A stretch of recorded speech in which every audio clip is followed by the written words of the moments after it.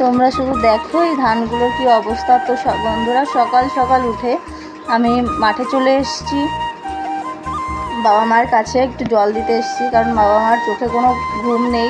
সেই ভোর 5টা থেকে চলে এসছে মাঠে ধান কেটে গোছানোর জন্য। কারণ এই দুদিন ধরে বৃষ্টি হয়ে আমাদের ধানের পুরো জানা তাই অবস্থা হয়ে গেছে।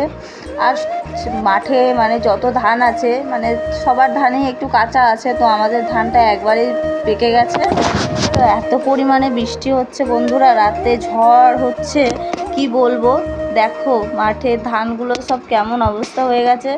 তো আমাদের মাঠের ধানগুলো ঠিক ওরকমই অবস্থা, খারাপ অবস্থা হয়ে গেছে বন্ধুরা। তো এই যে সকালবেলা আমরা সবাই যাচ্ছি মা বাবাকে খাবার দিতে, জল দিতে।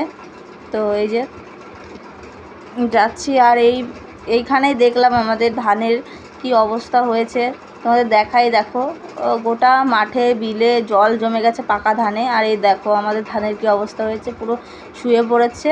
তো আরও সামনেও আছে, সামনে মানে এই গোটা মানে এই ধানটুকুনো মানে গোটা জায়গাটাই একবারে এরকম ডেবে গেছে। তো বৃষ্টি ঝড়ের জন্য আমাদের জাস্ট একাকার অবস্থা হয়ে গেছে আমাদের মধ্যবিত্তদের কাছে। তো তোমরা সবাই জানো যে আমাদের কাছে এই ধানের দিকেই মানে আমাদের ধানটা নষ্ট হওয়া মানে আমাদের কতটা ক্ষতি হওয়া। তো এই যে আমরা সবাই, আমি আর আমার বোন যাচ্ছি আর তোমাদের দেখাচ্ছি এই মাঠের কি অবস্থায় না হয়েছে। জল জমে গোটা মাঠ ভরা, আর তার মধ্যে আমাদের ধান কাটছে। এই দেখো মাঠে পুরো জল জমে আছে। আর এর মধ্যে আমাদের এই যে ধানগুলো সব কেটে রেখেছিল আগে, তার পরের দিনও বৃষ্টি হয়েছে, তো সব ধান আবার ভিজেছে। তার জন্য এই যে সব মা এসে সকালবেলা এই যে মিলে দিচ্ছে। আর